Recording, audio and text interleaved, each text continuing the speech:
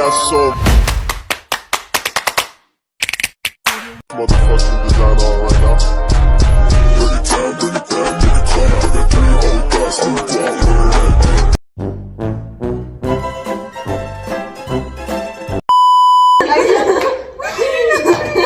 Que corra video. ¿Qué fue eso? Ay.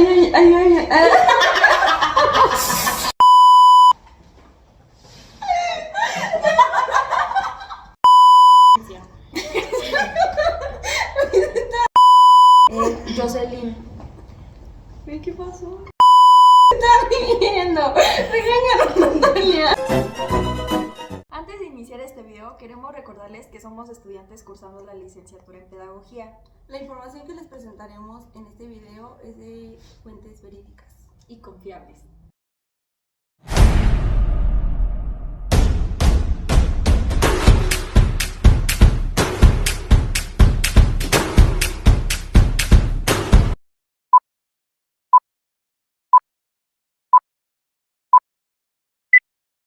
Hola a todos y todas, yo soy Merari, Yo soy Natalia. Yo soy Jocelyn.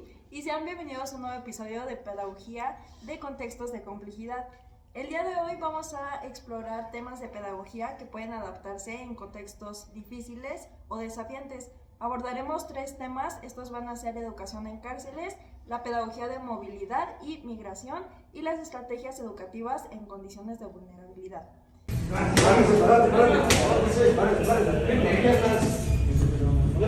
La migración en general es algo que es muy humano, ¿no? Siempre nos estamos moviendo desde el principio de la humanidad.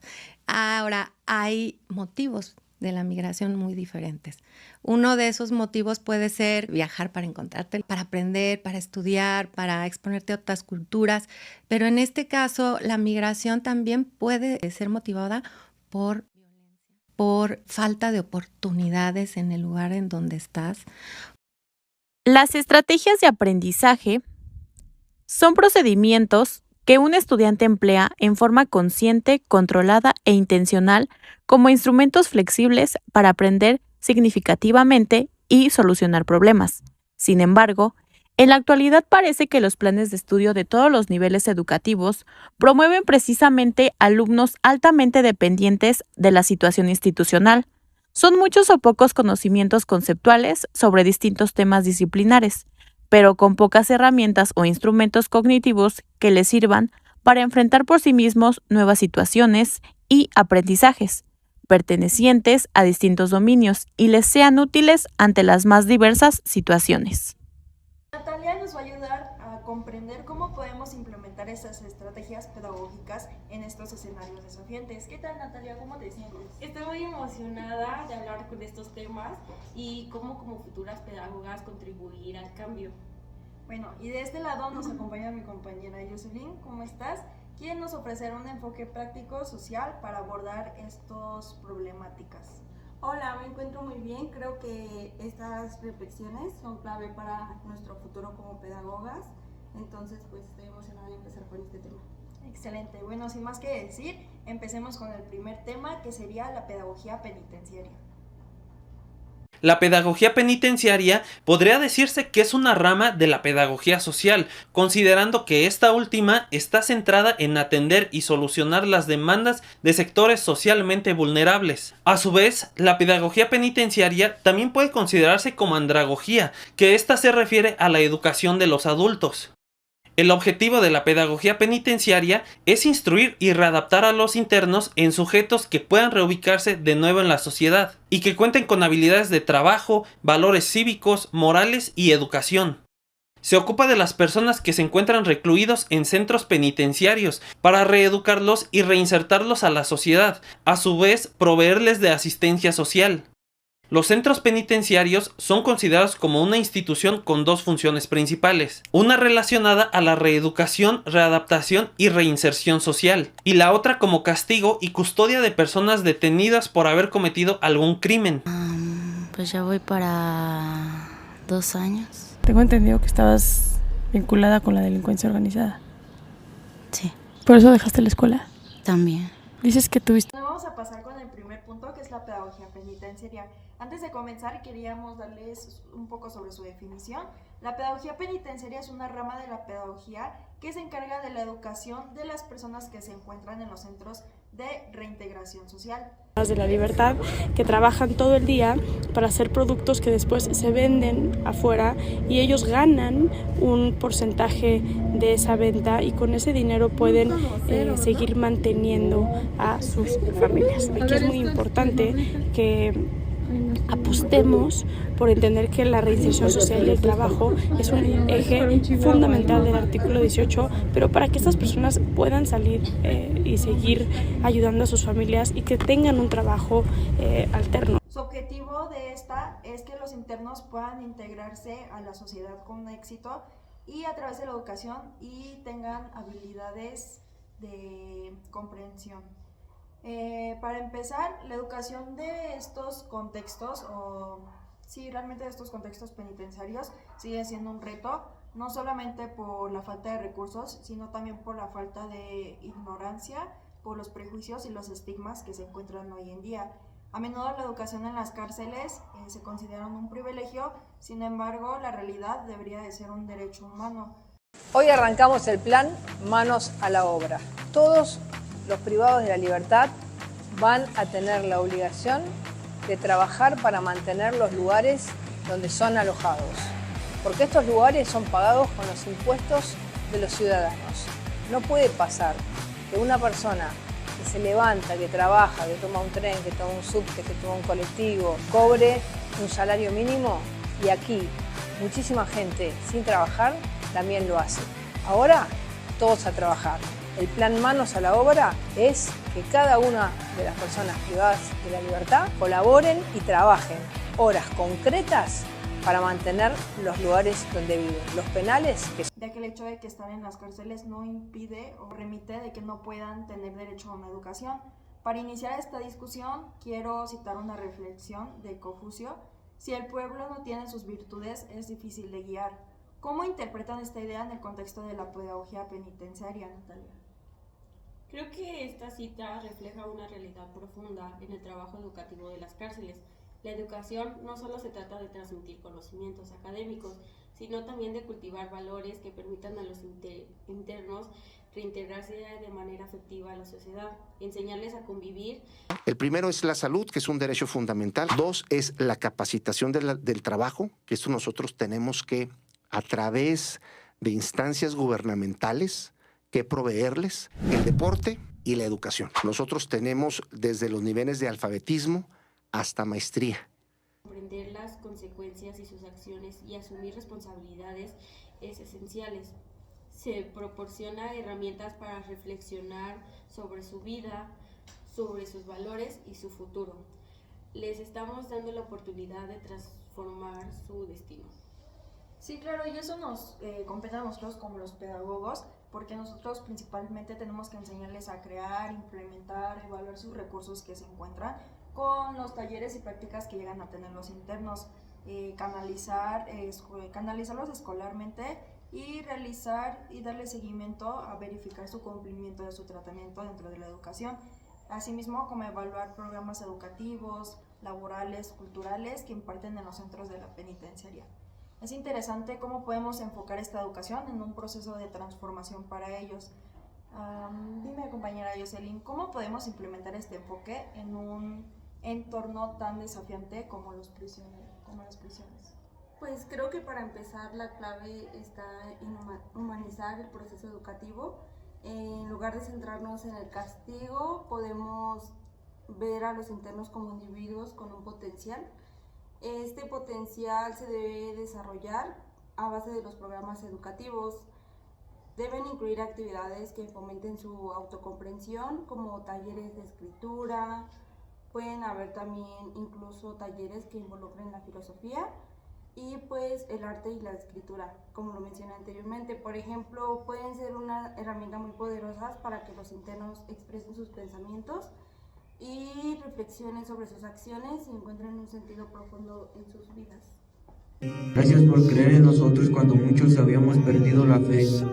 Quiero recordar que este solo es el comienzo de un nuevo capítulo. El camino de la recuperación es continuo y aunque hemos dado un gran paso, debemos mantenernos vigilantes y comprometidos. Estoy totalmente de acuerdo, y para llegar a esto tenemos que lograr la reinserción social, que es importante que tanto los internos como los pedagogos tengan habilidades interpersonales, intrapersonales, socioemocionales, interculturales, competencias transversales, valores cívicos y morales, siempre y cuando también sea dentro del límite. Pero para esto, ¿qué obstáculos enfrentamos como pedagogas en este contexto, Natalia?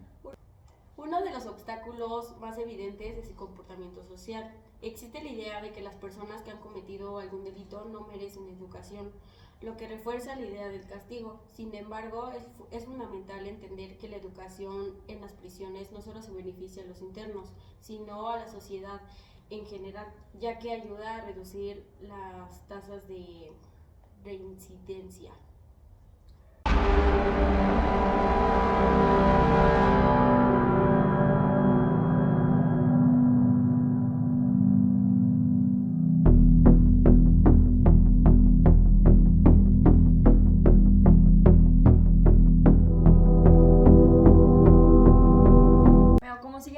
Tenemos la pedagogía en movilidad y migración.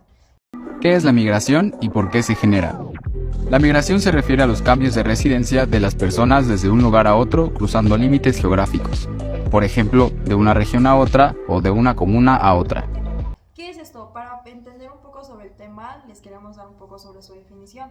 La pedagogía de movilidad e integración es un enfoque educativo que va a ayudar y facilitar a la adaptación de educación a las personas como migrantes o estudiantes internacionales. Su enfoque es promover la integración cultural y social, el aprendizaje de idiomas y el respeto por la diversidad y la inclusión, asegurando de que tengan las mismas oportunidades educativas dentro de su origen. Y su objetivo principalmente es crear entornos educativos que apoyen tanto el desarrollo individual como cohesión social de los contextos diversos, y siempre y cuando sea respetable. Antes de comenzar, yo les quiero hablar sobre Zhuangzi. ¿Quién es Zhuangzi? Zhuangzi es un filósofo y poeta chino que vivió en el siglo IV a.C. Es considerado uno de los fundadores del taoísmo junto a Luozi y se le considera el segundo maestro taoísta más importante. ¿Por qué lo mencionamos? El fenómeno de la migración es uno de los mayores desafíos educativos de este presente siglo XXI, en donde las personas migrantes a menudo se enfrentan a barreras lingüísticas, culturales y económicas que dificultan el proceso o el acceso a una educación de calidad. ¡Llevamos niños! ¡Llevamos niños, hermano! ¡Pongan la mano en la conciencia! Ustedes tienen familia, somos inmigrantes, no somos delincuentes. Somos inmigrantes, no somos delincuentes. Ahí está bien. Quiero comenzar con la sección citando a Zhuangzi, quien dice que el sabio no tiene una identidad fija, sino que fluye en el momento. Antes de comenzar, también quisiera mencionar que una de sus ideas principales, para entrar en contexto, es de que él creía que todas las formas de vida son igualmente importantes y requieren el mismo respeto. Natalia, ¿cómo podemos aplicar a la idea de la educación de los migrantes? Sobre el filósofo Zhuangzi nos habla sobre la reflexión y es clave cuando trabajamos con migrantes. Debemos ser capaces de adaptarnos a sus necesidades y sus realidad cambiantes. Eso significa que nuestra pedagogía debe ser flexible, dinámica y abierta a la incorporación de diferentes lenguas, culturas y perspectivas. La educación es el arma más poderosa que se puede usar para cambiar el mundo. Nadie nace odiando a otra persona por el color de su piel, por su origen o por su religión. La gente tiene que aprender a odiar, y si ellos pueden aprender a odiar, también se les puede enseñar a amar. La educación es la inversión más rentable que existe. Invertir en educación es invertir en una sociedad mejor en todos los aspectos, más justa, más amable, más comprometida. No somos plenamente conscientes del valor de la educación. La educación siembra actitudes en la infancia que recoge conductas rectas en la vida adulta. Somos nuestra educación, y aunque siempre existe margen para modificar conductas, es más fácil formar a un niño que corregir a un adulto. Por ejemplo, desarrolla currículos multilingües y diseñar actividades que celebran las culturas de los estudiantes pueden ayudar a integrar a los migrantes efectiva.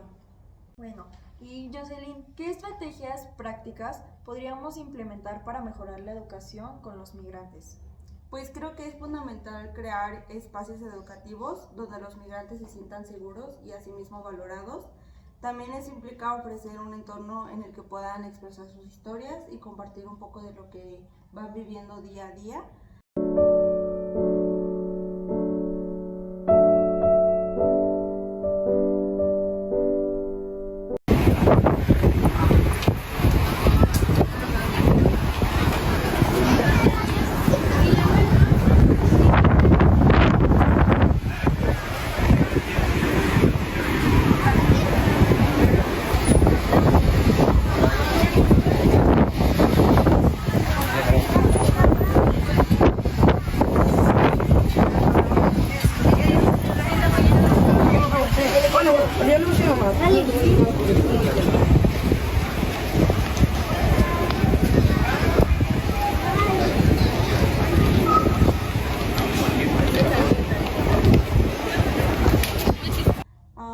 Por ejemplo, podemos organizar talleres de música, danza, literatura, asimismo que celebren las culturas de los migrantes y que a la vez enriquezcan a toda la comunidad escolar.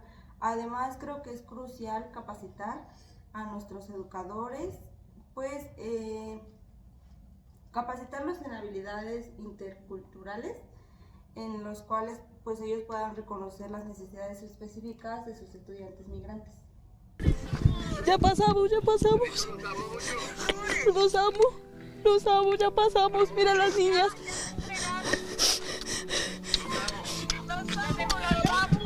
Los amo. Ya acá no nos pueden hacer nada, los amo. Esa es la reacción de una migrante que, junto con su esposo e hijas, ha logrado cruzar a Estados Unidos.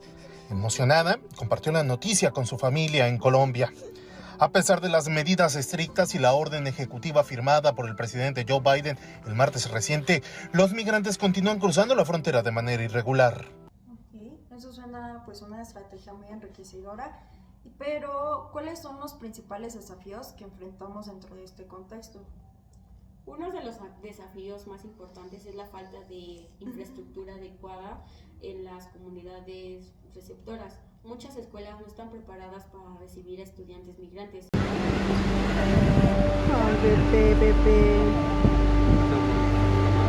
Sí. Estamos en el muro fronterizo de México con Estados Unidos.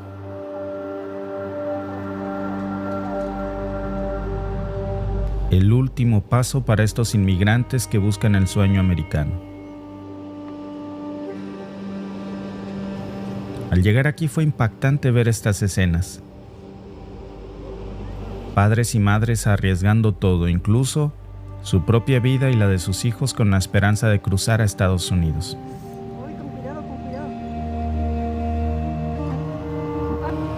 Mientras observamos cómo miles de migrantes cruzan ilegalmente, es difícil imaginar todas las barreras que han cruzado, tanto físicas como políticas. No todos logran cruzar. Y aún los que lo hacen no saben qué les espera en el otro lado fronterizo. No alcanzaron a tomar, especialmente cuando se trata de estudiantes que no hablan el idioma local. Las escuelas deben ser capacitadas para ofrecer un entorno educativo inclusivo y adaptable. Y además de esto, creo que otro reto que se presenta es el prejuicio, ya que las familias migrantes a menudo son vistas como una carga, lo que puede generar un ambiente hostil tanto como para los estudiantes como para las familias. Aquí, México inicia el desalojo de campamentos de migrantes. Claudia Sheinbaum ha escuchado el clamor de la población y ha ordenado desmantelar todos los campamentos de migrantes que están ocupando las calles, plazas y parques en México. Este era un lugar muy tranquilo, no pasaba nada. Desde que entraron ellos, pues ya llegaron los migrantes, ¿verdad? Y eso trajo consigo, pues ahora sí, robo, droga, prostitución, Para ello, ha desplegado 36.000 elementos de las Fuerzas Armadas. La operación comenzó en Chiapas, donde argumentaron que no tienen a dónde ir. Usted no se imagina lo que hemos tenido que pasar para llegar acá. No me imagino. Sí, cierto, no me imagino. Durante el desalojo, los migrantes declararon estar dispuestos a responder cualquier tipo de agresión. Es esencial trabajar con la sensibilización de la comunidad escolar para que estos valoren la riqueza cultural que se les está presentando y asimismo pues los migrantes los traten con respeto. Okay. Bueno, y entonces ustedes díganme a base de percepción que ustedes tienen, ¿qué alternativas ustedes propondrían para enfrentar estos retos? Siento que una posibilidad sería crear aulas itinerarias que se desplazan con las comunidades migrantes, adaptarse a sus necesidades educativas específicas. También poder organizar intercambios entre escuelas locales y migrantes, donde los estudiantes locales y migrantes puedan adaptarse a uno de los otros. Exactamente, como lo dijo Natalia, creo que además es importante implementar un programa de mentoría en el que los estudiantes locales y los migrantes trabajen juntos, ayudándose mutuamente en sus procesos educativos y pues asimismo también en un proceso de adaptación. Esto no solo facilita el aprendizaje, sino que también fortalece los lazos de solidaridad entre las comunidades. Nos vamos a mover, no nos vamos a ir más nunca para un refugio, no señor, porque hasta el mismo presidente de México dijo que eso era un refugio y lo prendieron en candela y lo dejaron morir. De aquí no nos movemos, de aquí no nos vamos a mover, así nos boten las carpas, aquí nos quedamos, no importa, hemos dormido en el piso, hemos dormido en la selva, hemos dormido en el tren, de aquí no nos vamos a mover. No nos vamos a ir, que nos maten si quieren. De aquí no nos vamos a mover, aquí nos vamos a quedar, sin sábana, sin cobija, no importa, aquí nos vamos a quedar, no importa.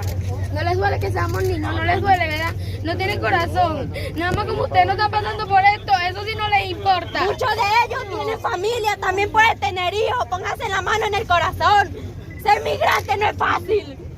Ser migrante no es fácil. Sufrimos mucho. Estamos viviendo. Sufrimos desde que salimos de nuestro país. Estamos sufriendo. Y más que todo aquí en México, donde se violan nuestros derechos humanos. No nos respetan. Okay. Bueno, por lo que vimos, este tema tiene mucho el hecho de que, o recalca mucho el ser empáticos y los valores. Entonces, pues bueno, estas propuestas son muy interesantes. Y bueno, vamos a pasar a un último tema, que sería la pedagogía en condiciones de vulnerabilidad.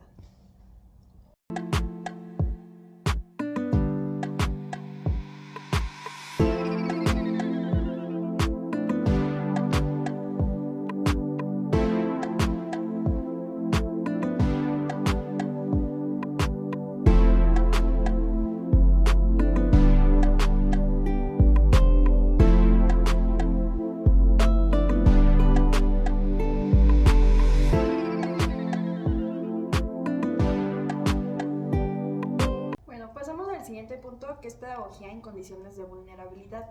¿Qué es la pedagogía en condiciones de vulnerabilidad? Estas son las condiciones en las cuales se pueden encontrar dentro de una educación en las personas que pueden tener dificultades a la hora que les impide una enseñanza y que estas pueden ser tipo familiar, emocional, relacionadas con el clima o con otras. Si la misión del educador no solamente es enseñar, sino ahondar en la vida de sus alumnos, porque los niños solamente tienen dos fuentes de aprendizaje, que es el hogar y la escuela. Si falla una, la otra no funciona.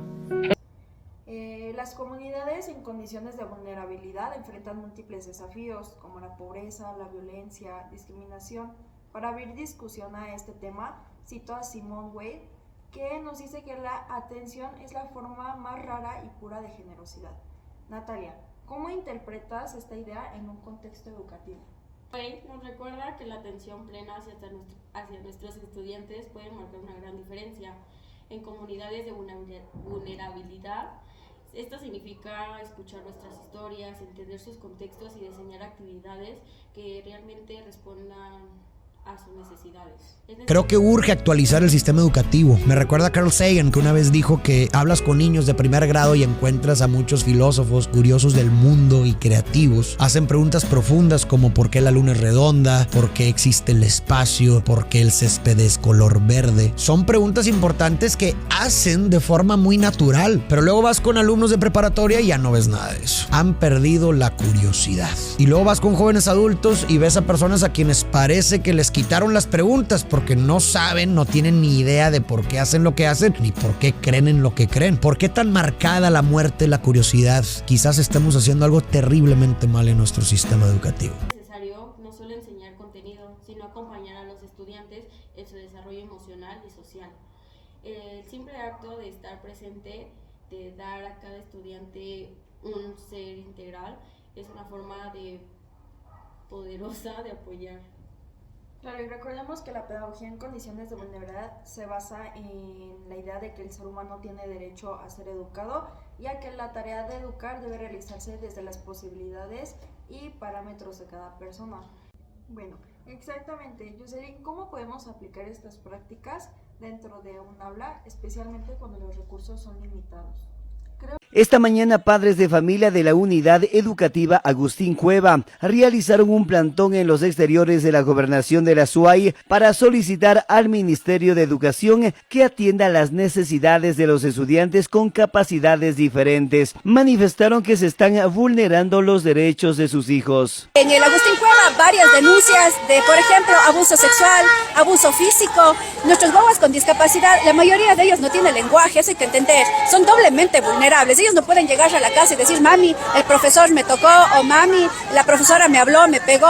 Las denuncias que han habido han sido porque las propias mamás han visto maltratos físicos dentro de la institución. Entonces nosotros estamos, no estamos hablando del aire, hay denuncias, están en la Junta Cantonal y realmente nosotros ya necesitamos que el ministro de Educación se voltee a vernos, sí, se voltee a vernos y realmente haya cambios drásticos en lo que es educación especializada, que es lo que nosotros estamos necesitando. ¿Hace cuándo sucedieron esos problemas, esas denuncias? Bueno, en el Agustín Cueva esto ya sucede varios años, hemos cambiado varias veces a la rectora, sin embargo, como explico, esto va más allá de un cambio de rectora, de un cambio de docentes, diría así. Esto va incluso ya dentro de lo que es la Ley Orgánica de Discapacidades en el tema específico de educación. Al ser un centro educativo que fue considerado para la inclusión de estudiantes con capacidades diferentes, las autoridades educativas no cumplen con la contratación de profesionales en el área. Cada padre de familia estamos aquí representando a nuestros niños que le cumplan lo que nos ofrecieron. No tenemos profesores, pedimos las autoridades, nosotros la presidenta del Comité Central pidieron que nos den los profesores especiales. No tenemos profesores que son adecuados para nuestros niños, ¿no? Y aún no hay profesores, no tenemos, o sea, están nuestros hijos, tal vez los derechos de ellos vulnerados, y queremos que cumplan lo que nos ofrecieron. Su llamado al ministro de Educación. Que escuche la voz y que cumpla su palabra, que cumpla lo que ofreció, meter mano en nuestra institución, ayudar lo que se necesita, ¿no? Están abandonados nuestros niños, de pocas palabras. Para La Voz de la Ciudad, Rodrigo Paida. Creo que es crucial trabajar con la comunidad, por ejemplo, involucrar a las familias en proyectos escolares para que se sientan parte del proceso educativo. Asimismo, cuando las familias se sientan valoradas y parte de la educación de sus hijos, se genera un vínculo más fuerte que beneficia tanto a los estudiantes como a los docentes. También además podemos usar recursos locales como huertos comunitarios para enseñar ciencias o matemáticas de manera práctica, y esto no solo es enriquecer el aprendizaje, sino que fortalece el sentido de comunidad y permanencia. En estos contextos hay tantos factores que pueden afectar al bienestar de los estudiantes. Es por eso que para ayudar a personas en situaciones de vulnerabilidad, los educadores pueden conseguir que los estudiantes vean como participantes responsables y no como destinatarios de intervención, y educar la esperanza, y que la desesperanza y el inmovilismo son consecuencia de la inacción. La importancia de la educación. La educación es fundamental no solo para formar individuos adecuados, sino también para contribuir a una sociedad mejor. La educación siempre será la base de nuestro futuro, ya que nos brinda las habilidades y conocimientos necesarios para enfrentar los desafíos de la vida. La buena educación nos ayuda a desarrollar nuestro pensamiento crítico, nuestra creatividad, nuestra capacidad de resolver problemas y de comunicarnos efectivamente. Además, la educación nos ayuda a comprender mejor el mundo que nos rodea y nos permite ser ciudadanos activos y conscientes. Nos brinda la oportunidad de explorar diferentes culturas, ideas y perspectivas, lo que nos ayuda a desarrollar una mente abierta y tolerante. Pero la educación no solo es importante para nuestro desarrollo individual, sino también para el bienestar de nuestra sociedad. Una sociedad educada y bien informada es una sociedad más equitativa, más próspera y saludable. Con buena educación podemos resolver problemas sociales, promover la igualdad de oportunidades y construir una sociedad sostenible y un mundo más justo para todos. Por eso, debemos valorar y fomentar la educación en todos los niveles y en todas las etapas de la vida. Debemos apoyar a nuestros niños y jóvenes en su aprendizaje y alentarlos a seguir estudiando y a desarrollar su potencial. También debemos apoyar a los educadores y a las instituciones educativas para que puedan brindar una educación de calidad. En definitiva, un hombre sin educación es un hombre sin legado y sin futuro. Para esto, ustedes como futuras pedagogas, ¿qué desafíos creen que enfrentamos como pedagogas trabajando en comunidades vulnerables? Uno de los mayores desafíos es el sobrecargo emocional, que muchas veces nuestros estudiantes viven una realidad muy dura, lo que genera situaciones de estrés, ansiedad y desesperanza entre ellos. Y no sé si ustedes sabían que el 80% de los estudiantes en México no saben qué estudiar cuando terminan prepa o el colegio. Y claro, ¿cómo no? ¿Cuántas veces no escuchamos que alguien dice, ay, es que mi papá quiere que estudie una carrera real, ¿no? Como haciendo menos las carreras artísticas, incluso amigos, compañeros etiquetando carreras como si fueran fáciles, ¿no? Y si son fáciles es porque no es de personas inteligentes. Incluso etiquetando a las carreras como en un género. ¿Cuántas veces no escuchamos que dicen, esa es una carrera de hombres, ¿cómo vas a estudiar ingeniería si eres una mujer? Y viceversa, a los hombres también. Incluso llegamos a comparar las universidades, como si fuera más importante estudiar en alguna o en otra. Como educadoras debemos estar preparadas para aportar estos aspectos emocionales, pero también debemos reconocer que esto puede afectar a nuestra propia salud emocional. Debemos estar conscientes en nuestros límites. Otro desafío que es importante mencionar y que lo hemos estado hablando a lo largo de los temas es la falta de apoyo institucional, ya que las maestras en estas comunidades muchas veces trabajan con recursos mínimos y no siempre tienen la formación adecuada para enfrentar problemas complejos. Integrantes del Sindicato Nacional de Trabajadores de la Educación CENTE, sección 58, pararon labores y tomaron las instalaciones de la Secretaría de Educación de Zacatecas como protesta ante la falta de pago de un bono denominado RZ. Los integrantes del Sindicato de Telesecundaria se sumaron a la suspensión de actividades. Ambos gremios anunciaron que realizarán el lunes acciones más radicales en caso de no recibir la remuneración.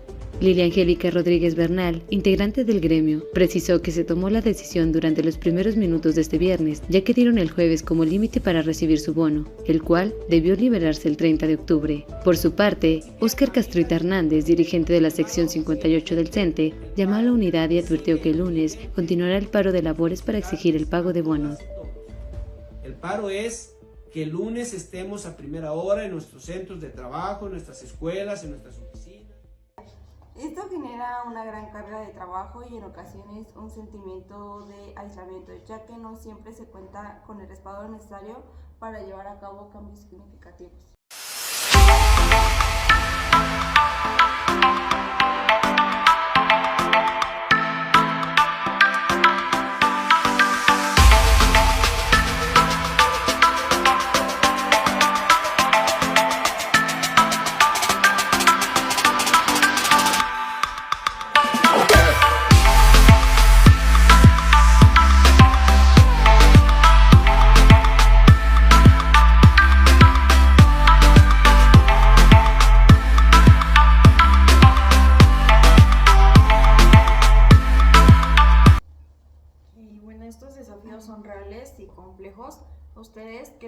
acciones propondrían para afrontarlos?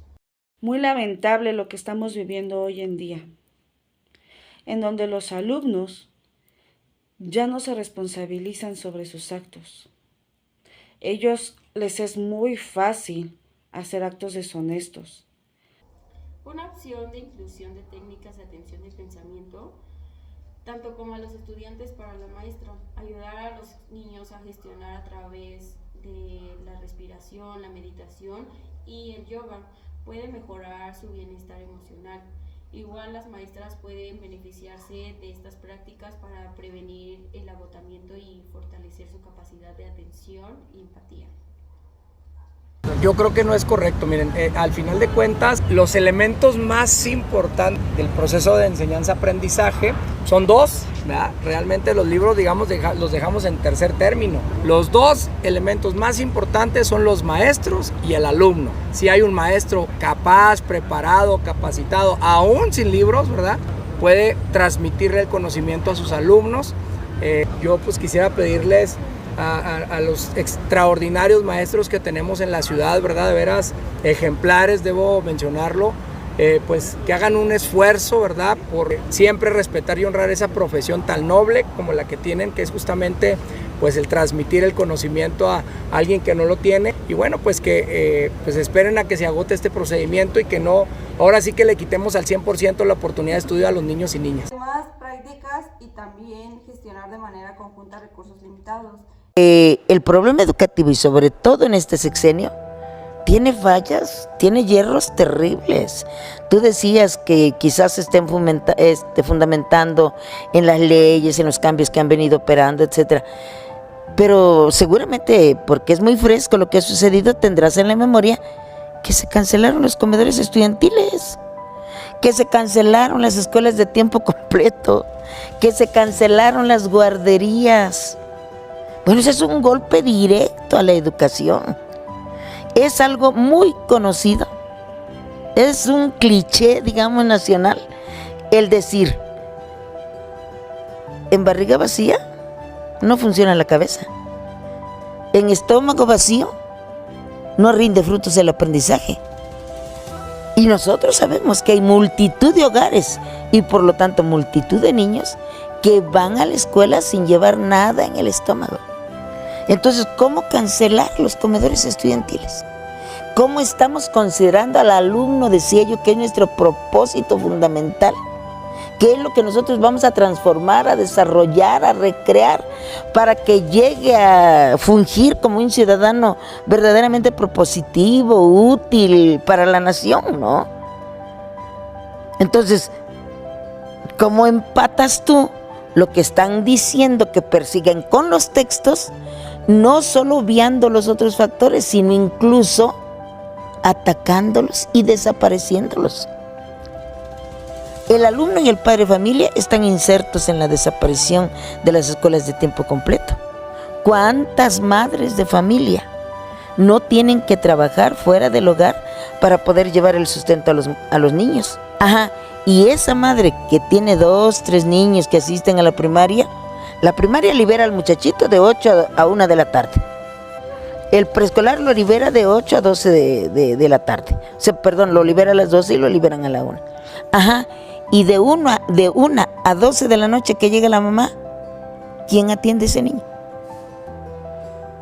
Y yo no estoy hablando del 30, del 40, del 50% de la población, estoy hablando de un 80% de la población. Así es que haber nulificado las escuelas de tiempo completo es haber dejado sin posibilidades a la madre, al padre y al niño que se está educando. Algo verdaderamente absurdo, ¿no? Absurdo, que no cabe dentro de un gobierno que se dice preocupado por sacar adelante del atraso al país en materia educativa, ¿no? Bueno, hemos descubierto mucho por hoy y para cerrar me gustaría que reflexionáramos cómo nos preparan estos temas para nuestra futura labor como pedagogas. Creo que es importantísimo valorar el estado de ánimo del profesor.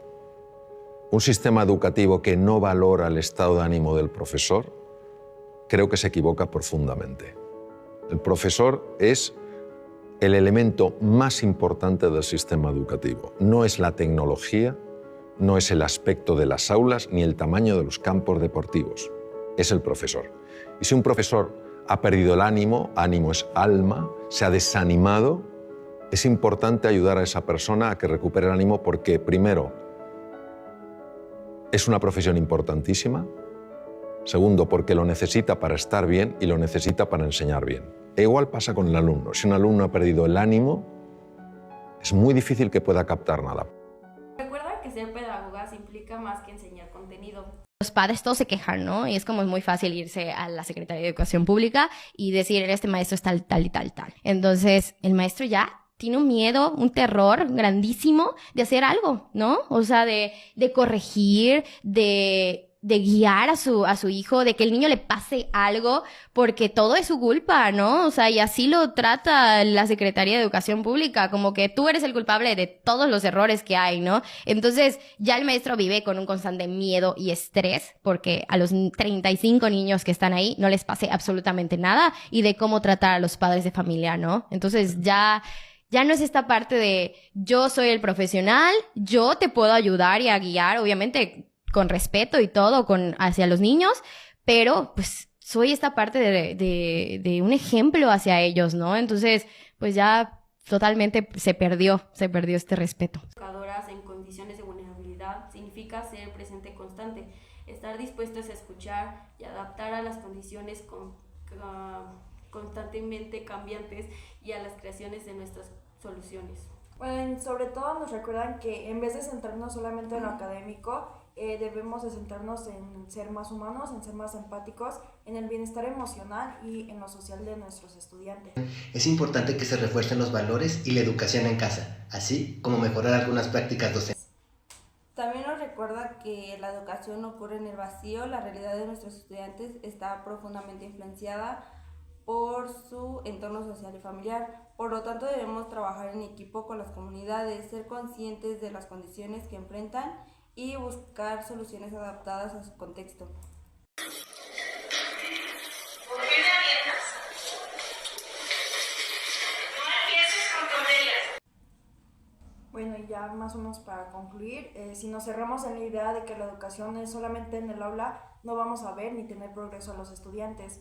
Nos pondremos o perderemos esa riqueza que nosotras debemos de fortalecer y trabajar dentro del aula en conjunto con los familiares y la comunidad.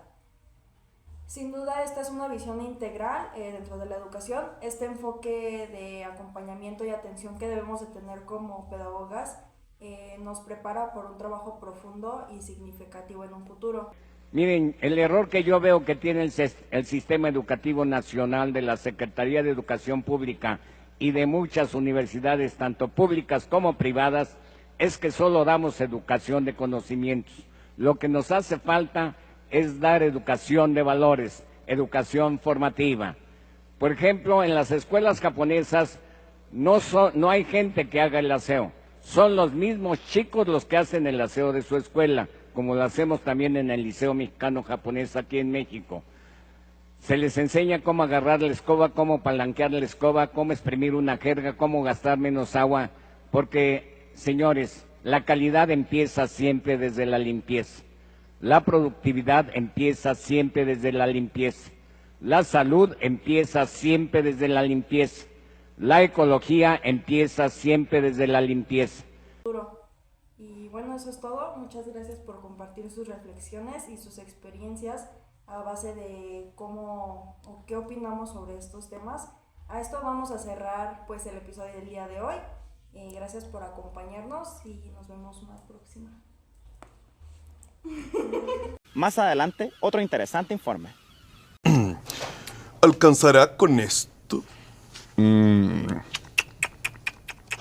Con esta cantidad tan melancólica, solo podrás comer ensalada, Tulio. ¡No!